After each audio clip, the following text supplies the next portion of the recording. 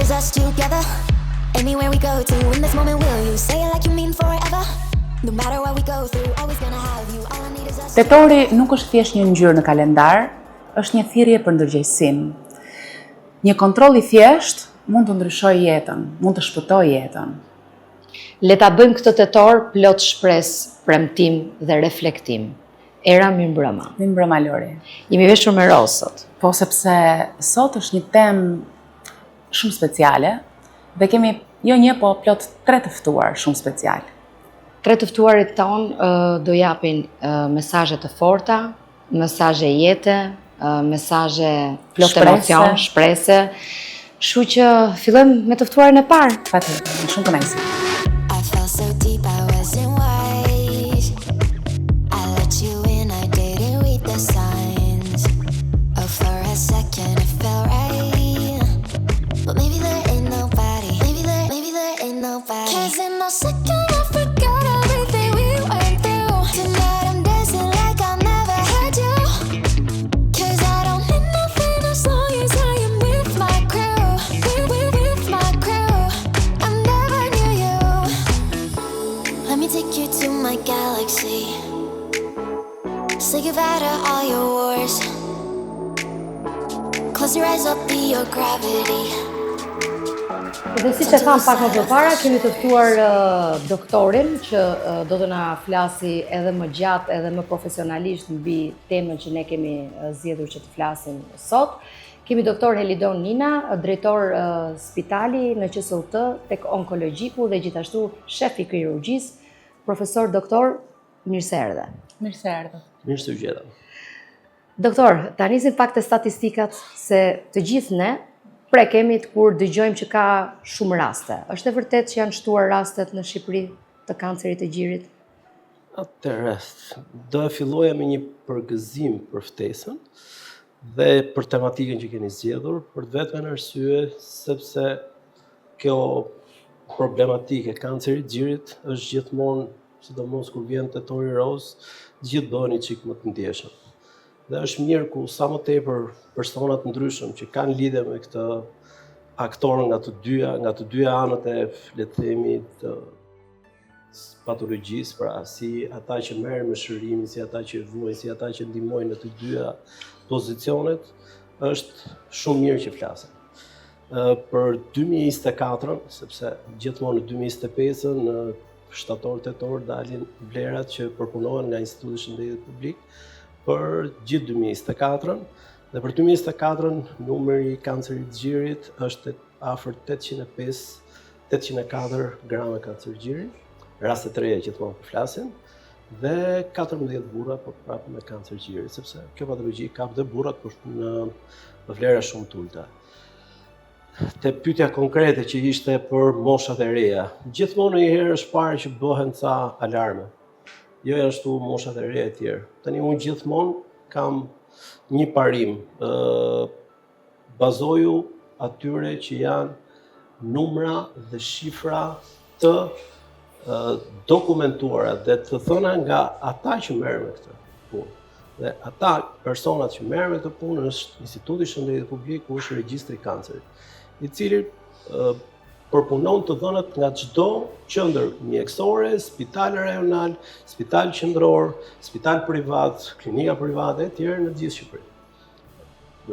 Mjeku i familjes e tjerë, se jo detyrimisht një individ që është prekur nga kanceri i gjirit duhet trajtohet në spitalin tonë e tjerë, por mund të jetë trajtuar jashtë, shkon te mjeku i familjes për hormonoterapi e tjerë.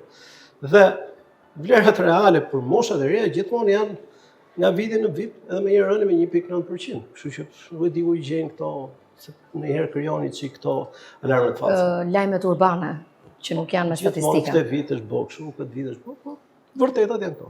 Doktor, gratë kanë frikë të vizitohen? Pse jemi sot, le të themi, kemi frikë, apo nga një herë edhe nuk ngushëllohemi me njëri tjetrin? Nuk do thoya kanë frikë, por si është ajo fjala që të gjithë duan ta largojnë ballafaqimi në diçka. Dhe shpeshherë për, le të themi, për gratë bëhet sebeb një histori që dëgjojnë, pra në ambientin e tyre rreth e qark, në miqësitë e tyre, ose dhe më tepër gjatë tetorit të rozë famshëm.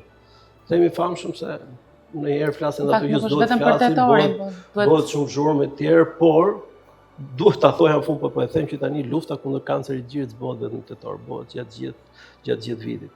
Kështu që gjatë këtij muaji tetor shifet një trend nëntori, dhjetori, janari, një rritje të numrit të rasteve, sepse jo janë mamografi të lëvizshme, ndërgjegjësoni çik më tepër se televizori flet e tjerë, janë ofertat. Pak dhe media. Po pra, kjo është ndihmë, e thash edhe në fillim, media që bën punën e vet, pra te kjo pjesë, dhe gratë shkojnë edhe bëjnë një mamografi, bëjnë një eko, bëjnë një vizitë tek mjeku specialist që është, le të themi, që merret me këtë. Do veçoja që mjeku specialist kryesisht janë kirurgët që merren me gjirin, jo çdo njeri. Pastaj janë onkologët që merren me gjirin, pra kimioterapeutë, radioterapeut, pastaj në varësi të mundësive dhe mjeku i familjes mund ta bëjë etj. Por nëse flasim për mjek specifik është ai që bën vizitën, le të themi cakton ekzamenimet që duhen bërë etj, është kirurgu i gjirit. Që emrat pastaj janë një çik dhe shumë veta i përdorin scenolog X etj. Scenolog është sceno nga italisht, scenolog. Breast surgeon nga anglishtja, masto i thot greku gjirit i thënë mastolog, ne kirurg gjiri mund ta themi. Po vjen nga këto emërtimet edhe kur s'kan lidhje fare me ato që flasin. Kështu që vizita tipike është tek ata që janë kirurg gjiri. Desh një herë në vit. Dhe them që gratë e kanë hequr dal nga dalë ato punën e frikës. Sepse frika mund të jetë një vit, po kaloj dhe ky vit e tjerë, dhe kur bëhet ky sensibilizimi shkojnë. Ndonjëherë vinde me vonesë, por shkojnë. Dhe tek shifrat që ne i shohim ndonjëherë pak më të larta ka bëj ky sensibilizim, se shkojnë bëjnë një çik vizitë më të hershme, kapet është kapja e hershme kancerit të gjirit e tjerë, pra e vizitës. Por një diçka do thoja, ajo që ne në kryesisht në Shqipëri, po jo vetëm, shkojmë bëjmë një eko, bëjmë një skaner e tjerë dhe kujtojmë se u shëruam vetëm nga ekzameni. Mbaroj aty. Një kohë që po para se të shkosh tek aparatura duhet të shkosh te mjeku dhe ai duhet të caktojë se çfarë duhet bësh. Kjo është korrektja. Po le të themi, ke bëj eko, ke bëj mamografi në herë, janë dhe këto imazhëristët që i japin të drejtën vetes, thonë s'ke gjë, japin edhe një mjekim, flasin mbi doktorin. Dhe kur vjen puna vetë mas një viti, 2 vjetësh del me një problematik, le të themi 2 cm gjysmë të tjerë që kjo ta kishim parandaluar që në fillim. Që në fillim, sepse mos harrojmë kemi edhe formacione radiopake. Formacione që nuk dalin imazhëri. Janë formacione që ti i shef nga klinika, pra, një klinik, një rrjedhje e thithit në ngjyrë të kuqe, një tërheqje e le të themi e lëkurës. Të pra, shenja që secila nga ne do t'i vëmë re vetë në shumë. Nga pikpamja e vizitës klinike ti jeve mjeku specialist e vëre, sepse ajo që i thot le të themi pacientit, po flas kur ne po kategorizojmë një individ, jo që bën vizitë thjesht, pra, një që dim që kemi një problematik, pra që po vjen që urshef që ti ngre dorën dhe del që pjesë e lëkurës të rhiqet e tjerë, sidomos ato që janë në sulkus mamar që mamografia dhe mund t'i shpëtoj, se nuk e fut, i shpëton ose dhe nga ekot shpejta mund t'i shpëtoj në një mjek ose në një herë që unë mastopati, një term përgjithshëm dhe nuk i thot prit shko vizitohu, pra janë ca shenja klinike që nuk i kap imazhëria. Pra kur i japin. Pra, korrektja është vizitë tek mjeku që merret me këtë punë, ai cakton ekzamenimet që do bësh.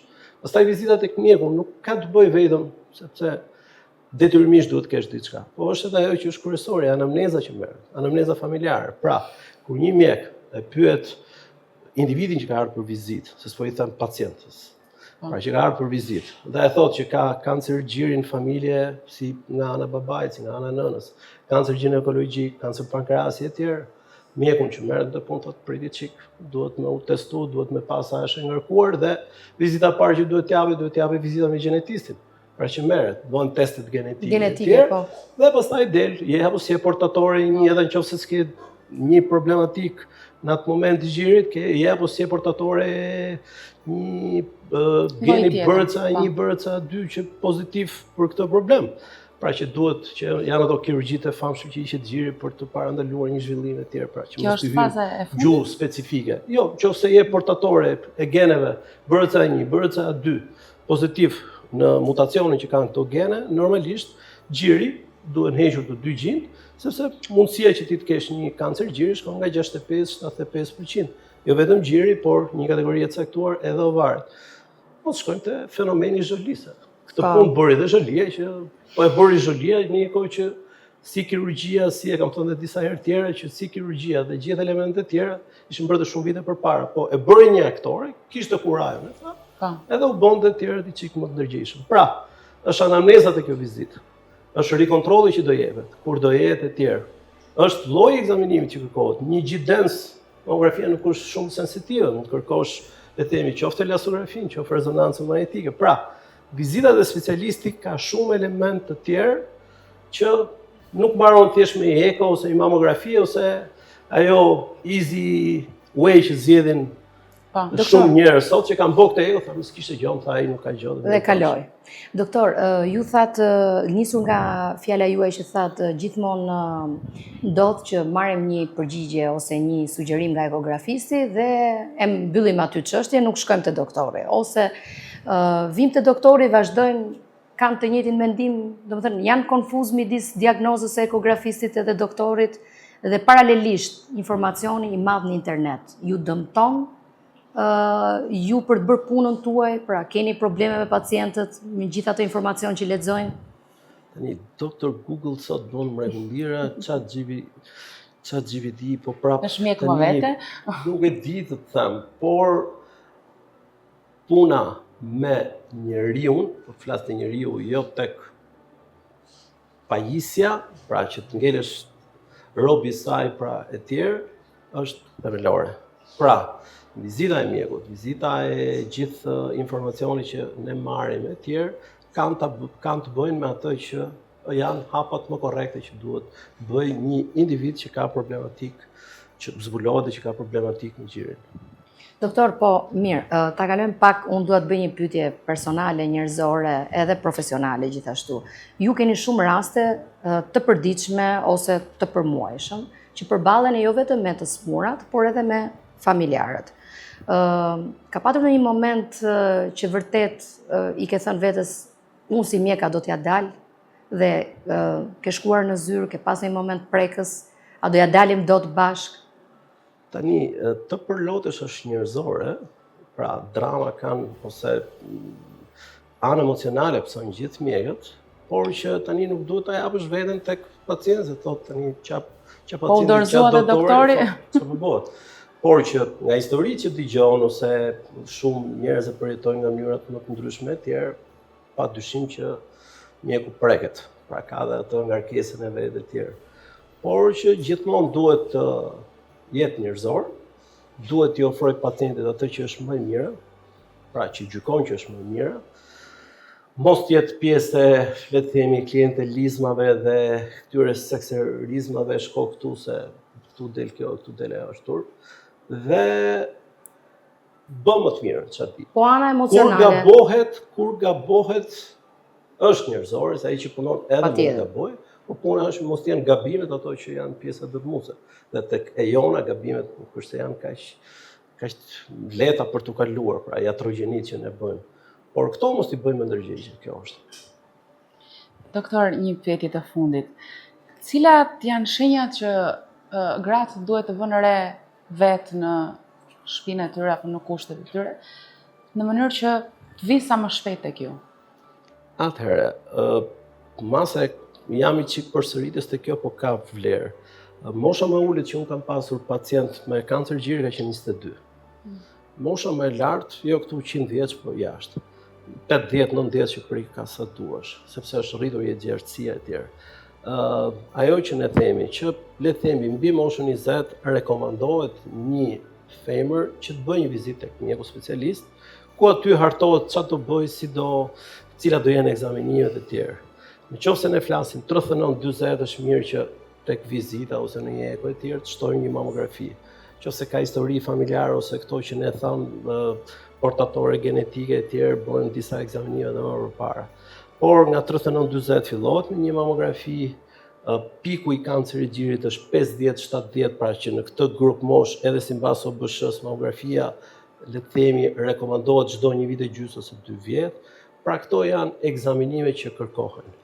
si eko dhe eko ose elastografia që shef diçka më tepër sa eko normale, ose mamografia ose tomosintezi që është mamografia 3D që shef diçka më tepër, aq më tepër dhe rezonanca magnetike të mbledhura bashk japin një përqindje, le të themi, të 95% të sigurisë të tyre, sepse një pjesë janë, ju thash që ka deformacione radiopake e tjerë.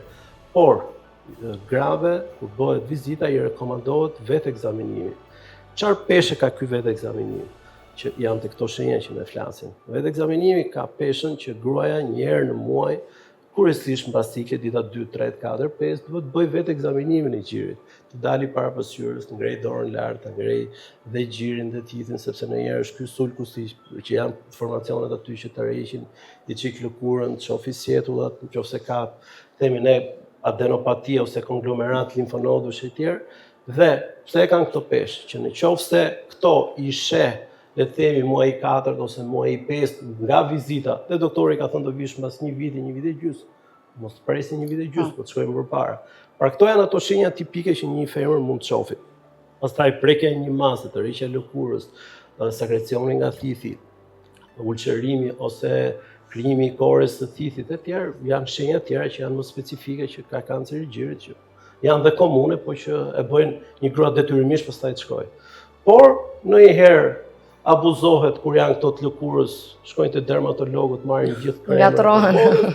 Ndonjëherë kur është në një entje e gjirit dhe si skuqe e tjerë, mos e mastitke, pra infeksioni i gjirit në një kohë është karcinoma inflamatore që është më egër nëse ne do flasim që domethënë njëherë bëjnë dhe biopsi për ta drenuar. Edhe ata pseudokirurg që thonë që merren me gjirin, pra ka nga të gjitha, por që doktor, për ta mbyllur, diagnostikohen me kancerin e gjirit.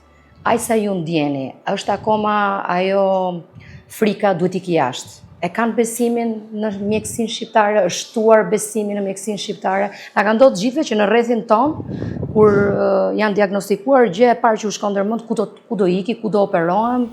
Nuk e di pse ndodh kjo, por sepse kanë qenë dhe shumë faktorë që mos themi që ne nuk i kemi pasur, jo ilaçet nuk janë gjitha jo me një teknikë të caktuar e tjerë, por gjithmonë më tepër le të themi edhe në vendin tonë janë siguruar ato që janë të nevojshme për të bërë një trajtim të tillë. Pastaj ke edhe shumë që shkojnë jashtë, bëjnë verifikimin atyre që i kemi thënë ne këtu dhe bëjnë këtu trajtimin. Ajo që unë do sugjeroja do ishte që kanceri i gjirit nuk është lufta ose betejë që mund ta bëjë një mjek i caktuar.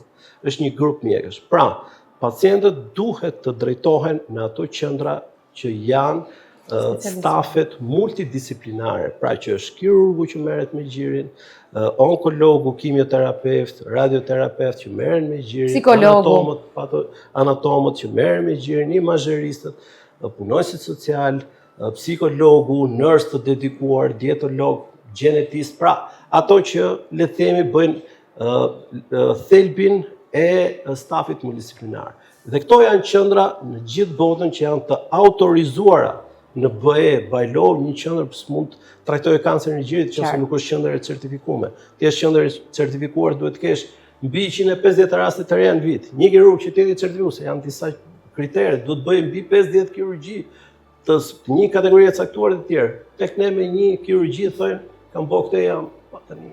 Kështu që nëse je në qendrën e dur, nuk duhet të kenë frikë. Dhe ajo që mund t'i themi dhe grave është që sa më herët kapet, aq më shumë mundësi janë. Dhe kanceri i gjirit futet ato problematika që janë trajtueshme. Sepse sot duke qenë që është kanceri i parë te femrat, ose 1/4 gjithë rasteve që nëse ne flasim që kapin patologjitë maligne që kapin femrat, është nga më të studiuarit. Pra kemi nga të mundësi nga të gjitha. Doktor, shumë faleminderit dhe ishte kënaqësi që të kishim. Gjithashtu kënaqësi edhe për mua dhe mos harrojmë, lufta kundër kancerit të gjirit s'bëhet vetëm në tetor. Duhet jemi gjithë bashkë. Faleminderit, doktor.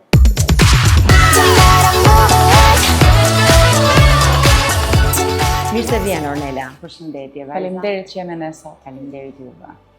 Paciente që trajtohesh në QSUT.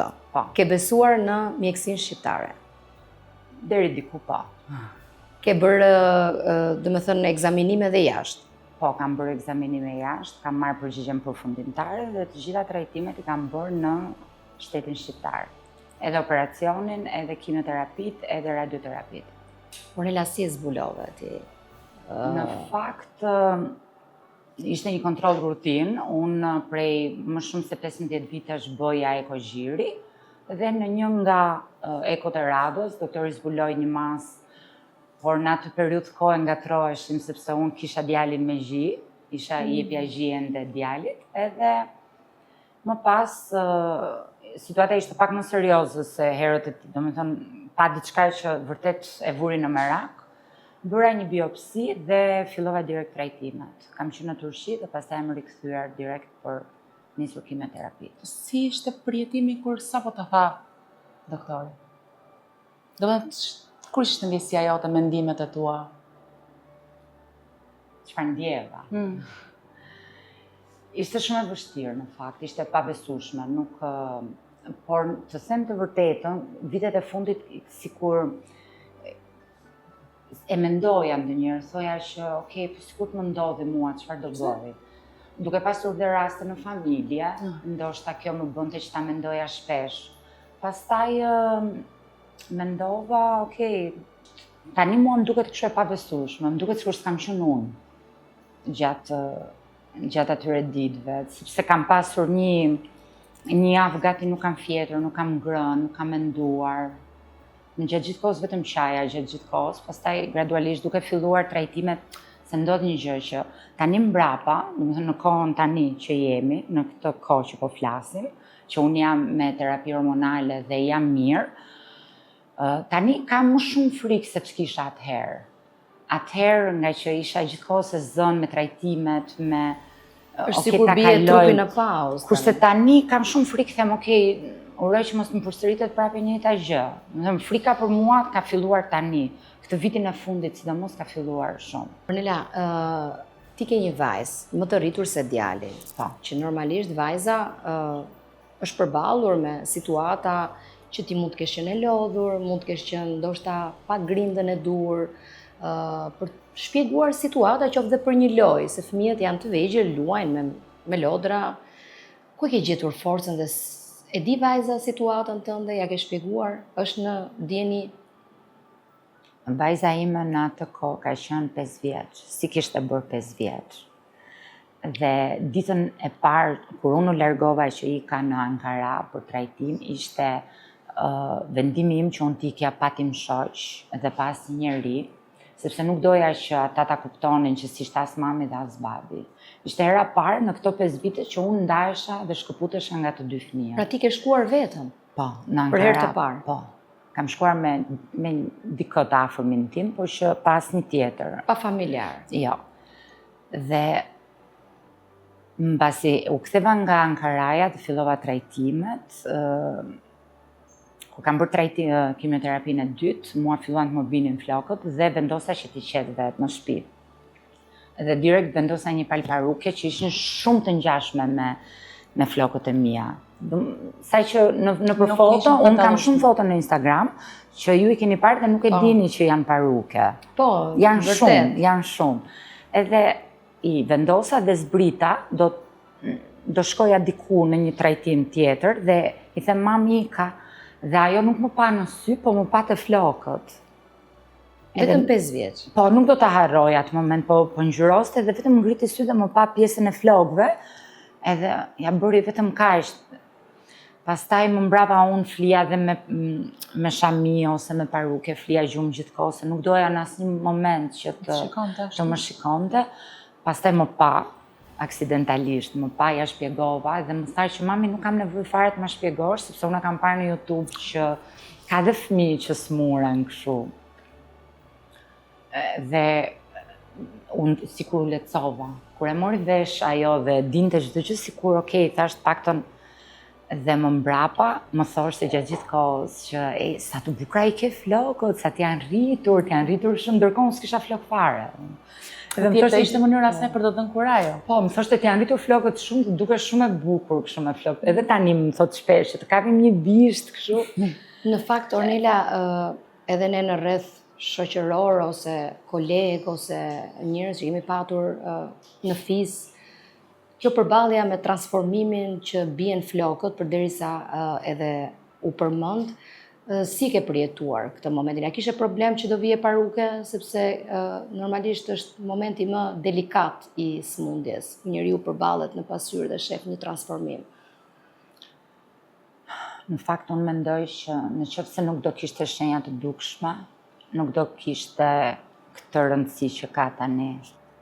Asnjë lloj, domethënë çdo lloj tumori do ishte thjesht si një sëmundje, domethënë dhe paragjykimi është shumë i madh. I shoqërisë. Unë jam përballur me paragjykime, jam përballur me shikime, me pamje, me qoftë edhe në restorant apo shikimet të tilla që Ke qardhje? Po.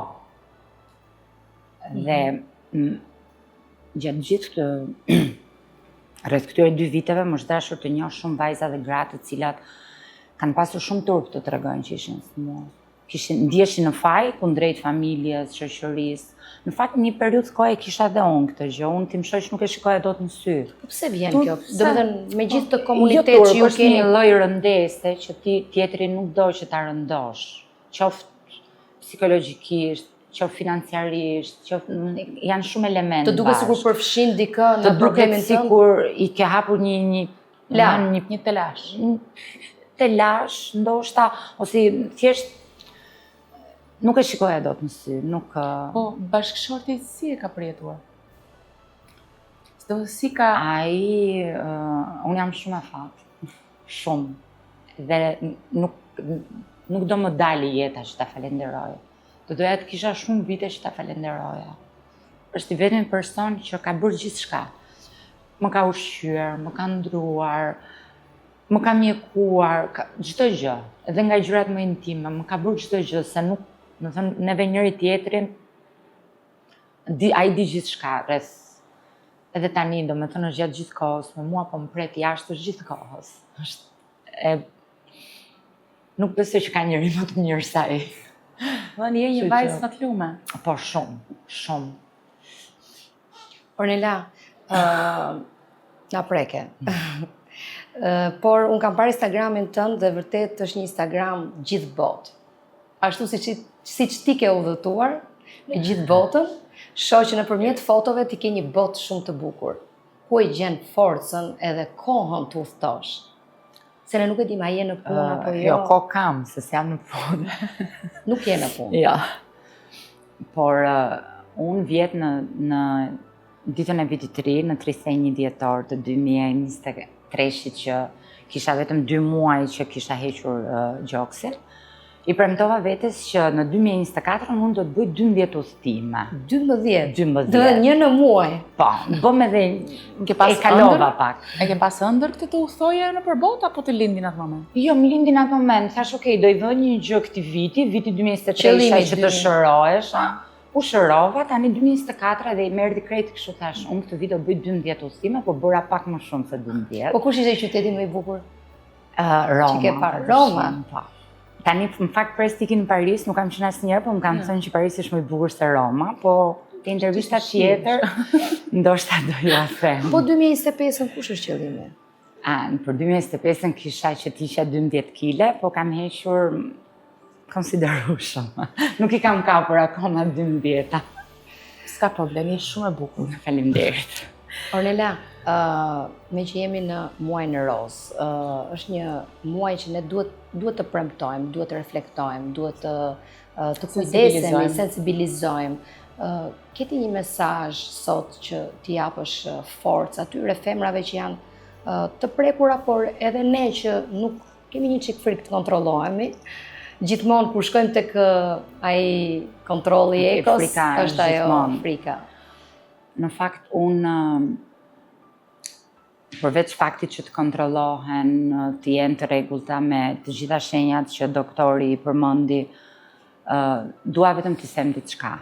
Të gjitha vajzave, grave, të cilat në këtë moment po marrin terapi dhe janë në fazë për të shëruar, i kërkoj vetëm që të duan veten e tyre shumë, të mendojnë vetëm për veten e tyre gjatë gjithë këtij rrugtime. Mbrapa pastaj çdo gjë do bëhet, fëmijët do rriten, gatimi do bëhet, çdo gjë puna do bëhet çdo gjë. Dua që të jenë pak egoiste për veten e vet.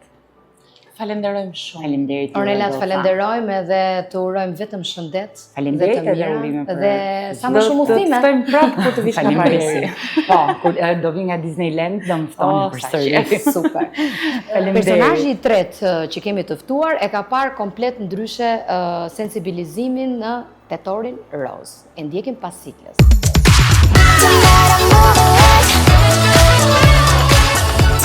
Luna Tasani, mirë se erdhe. Mirë se erdhe, Luna. Faleminderit juve për ftesën. Tetori roz tani personifikohet me ty, sepse ke marrë një nisëm shumë të bukur, atë të dhurimit të dhuratave për të smurat, për të prekurat me kancerin e gjirit. Por jo vetëm, me sa kuptova. Po. Në fakt, ka qenë një iniciativë personale. Natyrisht unë nuk kam ndoshta fuqinë e madhe të jashtëzakonshme për të bërë diçka shumë të madhe, po natyrisht kisha vendosmërinë e palëkundur edhe mbi të gjitha shumë dashuri për të qenë sa më pranë personazheve ose individëve të cilët fatkeqësisht janë të prekur me lloje të ndryshme të kancerit, jo vetëm me kancerin e gjirit, dhe do doja që tetori roz të mos shihet vetëm për personat e prekur, ose sensibilizimi të jetë vetëm për personat e prekur nga kanceri i gjirit, po të jetë i përgjithshëm për të gjithë personat.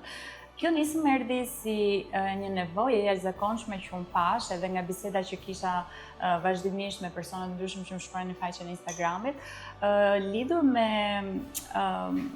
ndjesinë që ky tetor roz nuk na përfaqëson. Edhe them edhe vetë nga historia personale se më shumë është parë si një fushat marketingu, duke nxjerrë një fjangë roz, duke promovuar zbritjen në produkte të ndryshme, po nuk kemi nevojë vetëm për atë, dhe këta pacient nuk kanë nevojë vetëm për atë gjë.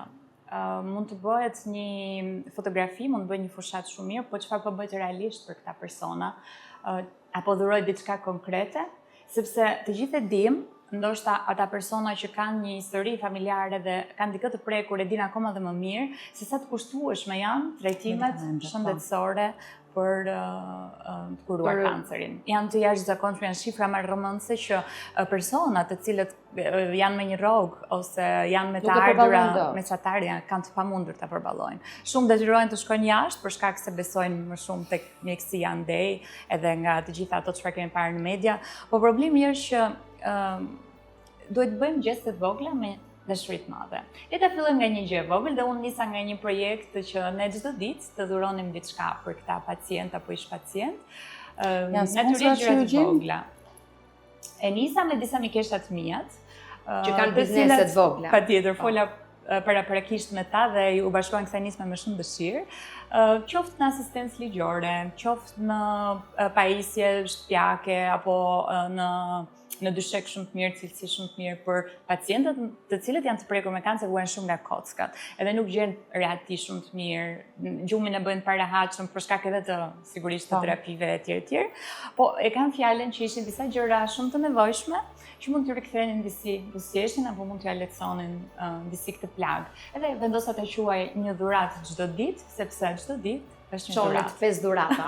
Edhe në fakt po, një ditë ishte ideja që kemi dedikuar ditën një lloj të caktuar dhurate, për shembull një asistencë ligjore, që për fat keq shumë gratë të cilët janë të prekura nga kanceri i gjirit ndeshen me probleme të divorcit, ndeshen me probleme të largimit nga puna, sepse në një farë mënyre paragjykohen si jo të afta. Se paragjykohen, Luna, sepse kjo është një gjë që e folëm pak edhe kështu pas kamerave, shohim që ka shumë largime nga sipërmarrësit kur marrin vesh ose zbulojnë që një punonjës është në terapi ose një tërheqje nga vetë punonjësit, çfarë po ndodh mes bizneseve dhe këtyre pacientëve? Tërheqja nga punonjësit mund të jetë e përkohshme, sepse shoku psikologjik me të cilin ata përballen në një moment ku nuk e din se çfarë ju sjellë nesërmja, nuk mendojnë dot për punën, më shumë se sa duhet mendojnë për veten. Dhe ata janë në një shok, ata mbyllen në guaskën e tyre dhe nuk doin të mendojnë më asnjë gjë. Natyrisht, ligji i mbron le të themi me raportin mjekësor. Gjatë kësaj periudhe këta kanë raport mjekësor, mund të bëhet raport mjekësor dhe me prapa veprim për ata që pastaj është pjesa e mund të kerrit, punojnë nëse jashtë. duhet.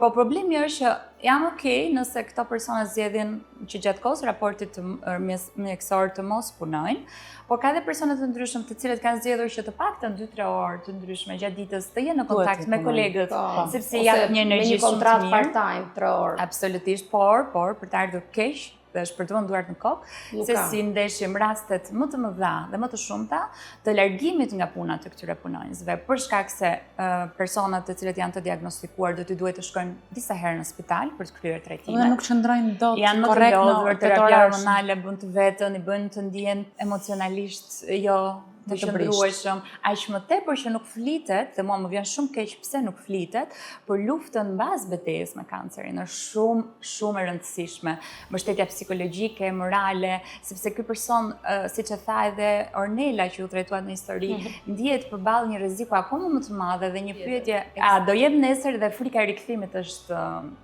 jashtëzakonshme, që i bën të mendojnë keq. Luna, por ti, për shembull, ke në rrethin tënd shoqëror që duan vërtet të futen në punë dhe kërkojnë intervista, shkojnë për intervista, çfarë ju thon?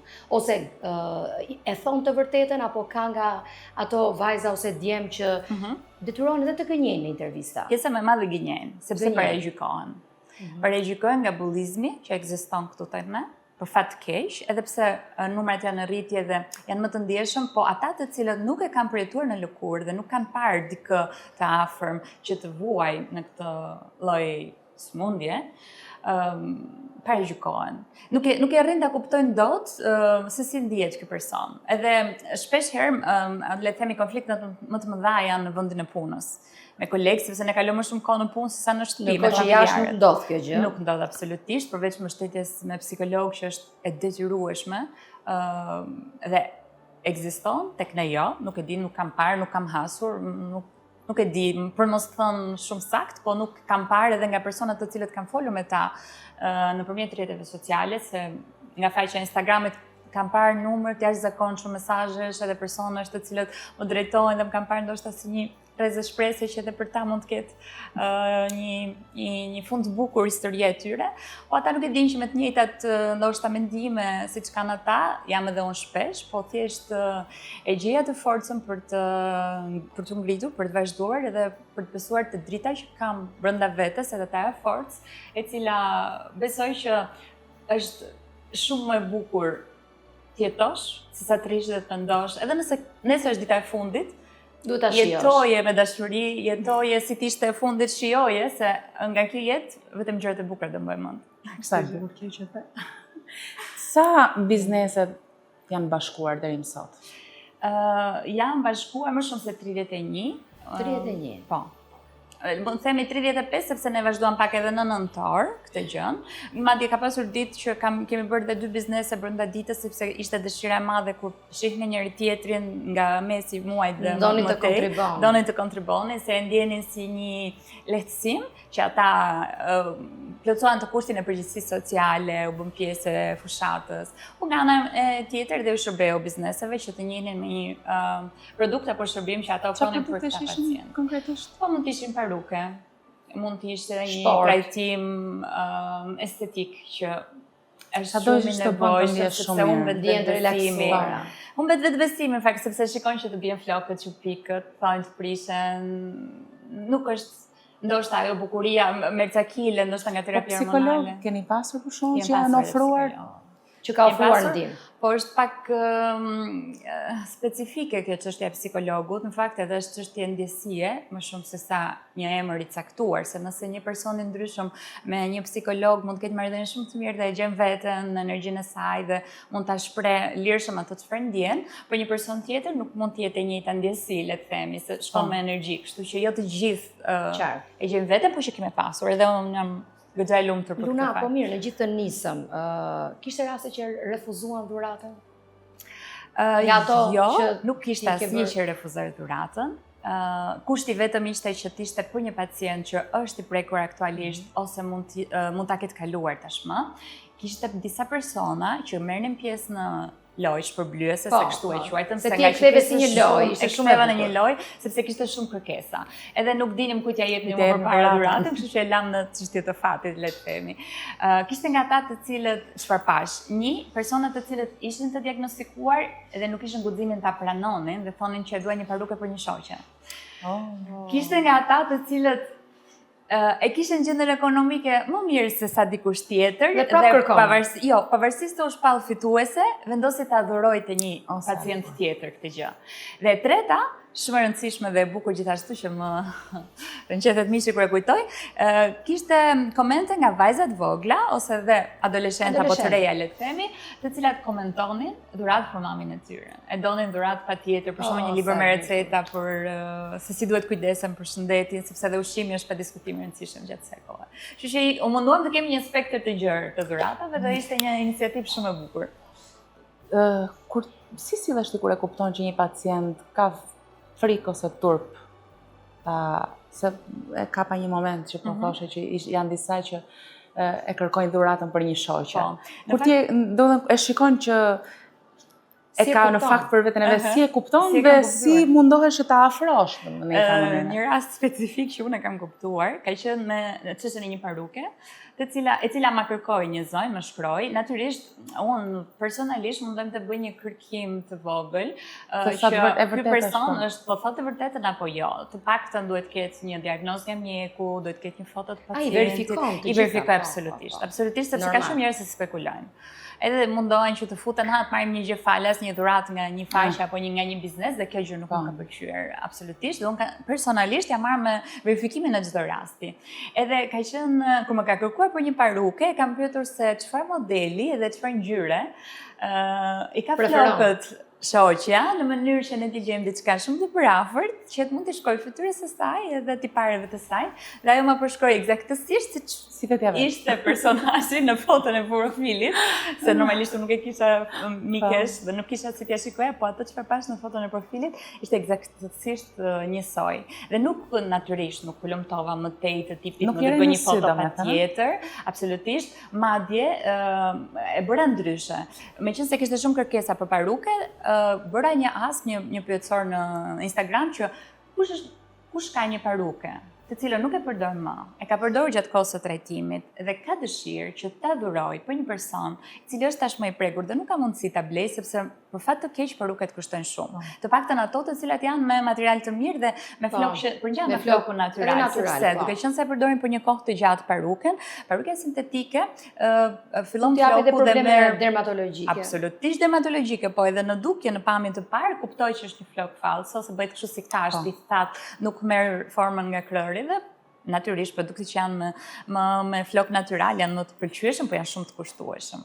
Edhe e bëm në këtë formë që kush kishte një paruke shumë të mirë, në gjendje shumë të mirë të mbajtur, dhe kishte dëshirë ta dhuronte, e ka dhuruar. Edhe pastaj bënim atë meçin me tiparet edhe me gjatësinë e flokëve. Luna, ti ke një komunitet, ke një Instagram, ke një energji kaq pozitive, ku i gjen gjithë të forcë ti dhe për të dhënë forcë dhe të tjerët?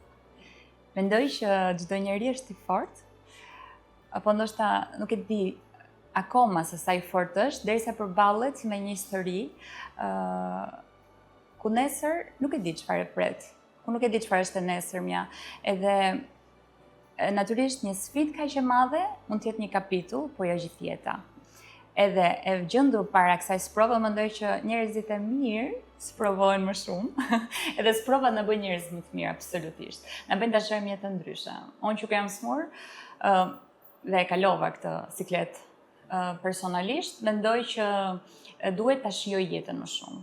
Ne harrojmë dhe nxitojmë gjatë një jete dinamike, duhet të bëj këtë, duhet të bëj atë, duam të bëjmë dhe të arrijmë shumë gjëra dhe jemi gjithmonë në nxitim, jemi gjithmonë të stresuar nga trafiku, nga orari i mëngjesit, nga puna, nga kolegët, dukemi gjithmonë më bukur dhe ne harrojmë të jetojmë. Ne shkojmë të pijmë një kafe dhe ne jemi gjithkohës në telefon dhe ne nuk shijojmë natyrën, kafen, qetësinë. Preferojmë ato kafet në zonat që janë më të zhurmshme dhe nuk e kuptojmë se sa shumë e lodh psikologjinë tonë zhurma, edhe duhet jemi sa më shumë në kontakt me natyrën për të marrë atë qetësinë dhe të besojmë që drita brenda nesh ekziston edhe mund të ndriçohet kur ne e kthejmë vëmendjen drejt rretës. Luna, sa e mirë që je. Faleminderit që na ndriçove emisionin. Faleminderit shumë ju për Je shumë e mirë dhe më vërtet na solli shumë pozitivitet. Vlerësoj. Nuk naturojmë suksese dhe ke një muaj goxha Intensiv. intensiv. Na prit një muaj Kështu që, gjatë. Dhe urojmë që të Të ndërgjegjësojmë gëzojmë sa më shumë edhe të zemra. gëzojmë sa më shumë. Era, unë dua të them që këtu nuk jemi vetëm për të thënë që të sensibilizojmë të gjithë femrat, motrat, nënat, por ne duhet jemi bashkë, duhet jemi bizneset, duhet jemi gjithë shoqëria, duhet jemi bashkë të gjitha për të kaluar betejë të forta. Absolutisht. Do të bëjmë diçka që vërtet kanë nevojë këta pacient. Jo thjesht të bëjmë një fjongo, një foto dhe okay, u krye fushata jonë e sensibilizimit, po për shembull një biznes, le të paguaj, sa do kushtoj një mamografi për të gjithë punonjësit e tyre, biznesit, le t'i bëj të gjitha kontrollet ja ofroj kompania, pse jo, sidomos kompanitë e mëdha. Ose të ndihmoj të shkoj te spitali onkologjik, të gjej një familje që është në nevojë kaq shumë, më besoni kaq shumë, sa kur shkon atje e kupton se sa vlen jeta. Edhe le t'i paguaj një muaj. Ose le t'i ndihmoj në një farë mënyrë duke bërë punë të shtëpisë dikujt, pra edhe ne vetë të ndërgjegjësojmë. Një kontribut qoftë minimal. Po, edhe se nuk është vetëm ekonomik. Absolutisht. Ka nevojë për të bërë punë të shtëpisë, ka nevojë dikush t'i mbaj fëmijët. Është jashtëzakonshme situata me nënat e reja që kanë edhe fëmijët e vegjël. Kështu që ka goxha histori. Faleminderit që Faleminderit shumë që ishe sot me ne. Faleminderit dhe të gjithë ju që na ndoqët. All I need is us together. Anywhere we go to, in this moment will you say it like you mean forever? No matter what we go through, always gonna have you. All I need is us together. I know that you love me with everything we could be, holding on until forever. The only one that knows me, only one I wanna see. Let me take you to my galaxy. Say goodbye to all your wars.